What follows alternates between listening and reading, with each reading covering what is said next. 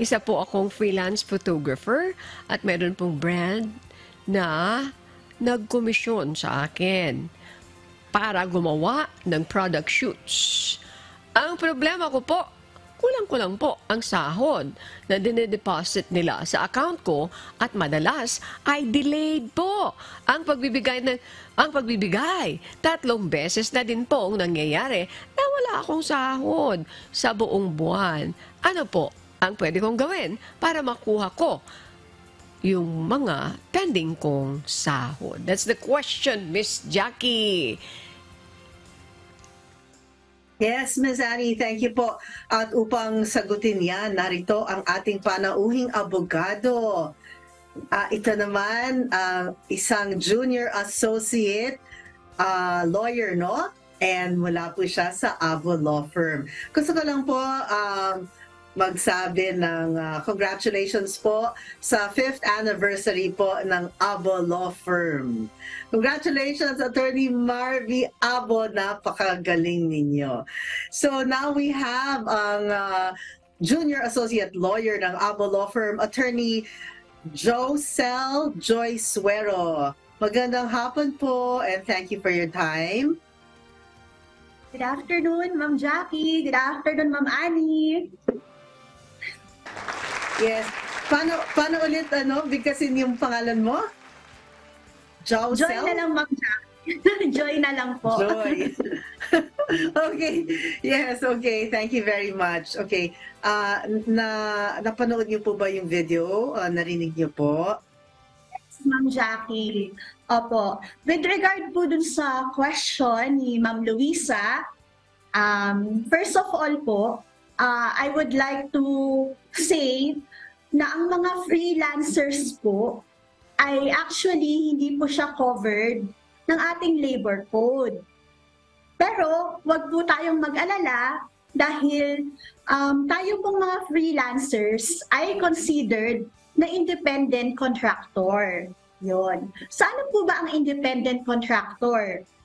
Ito po yung mga tao na nag-offer na kanilang services for a fee, and then meron po silang employer or principal, and in return, may nakukuha po silang pera, kumbaga negosyo po siya, negosyo.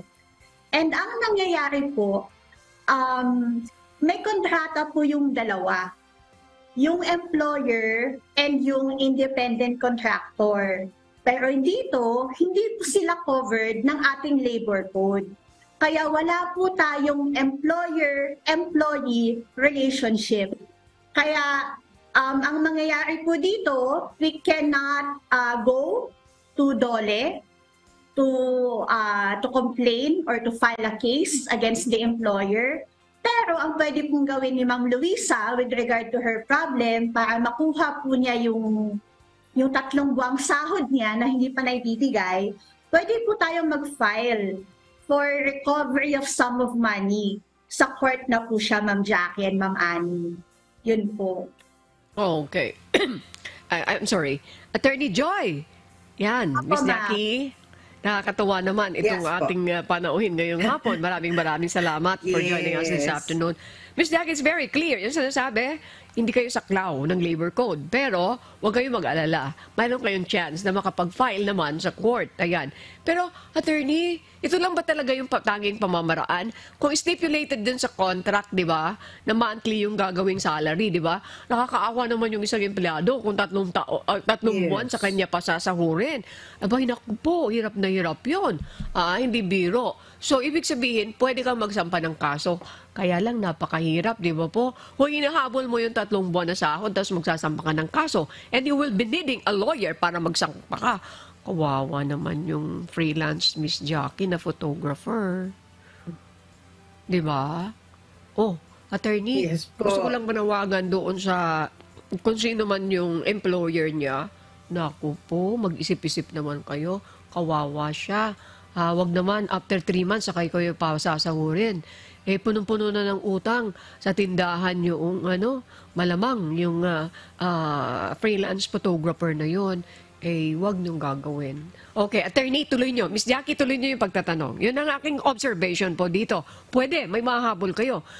May mahahabol kayo. Pero kung malaki-laki yan, eh talagang kailangan habulin. Opo, di ba po? Okay, attorney. Opo, kasi kung halimbawa minimum lang yung sahod niya, eh tapos kukuha ka ng abogado, mahirapan. Pwede ba yan, attorney, idudulog niya sa PAW para mabigyan siya ng libre na abogado? Ma'am, opo Ma'am Annie, tama po kayo ma'am. Pwede po tayong pumunta po ng PAW, lalo po kung wala po tayong kakayanan para magbayad po ng abogado natin.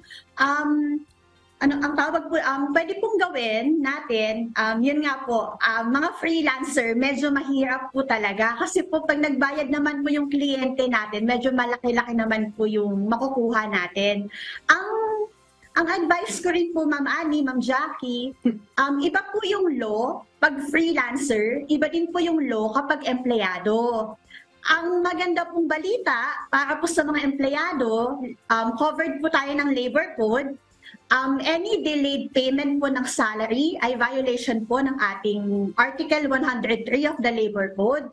And meron pong magandang balita dahil meron na po tayong bagong House Bill na nasa nasa Kongreso. Ito po ay tinatawag na timely payments of salary and wages. Currently, review na po siya. And ang maganda po dito, lahat po ng employer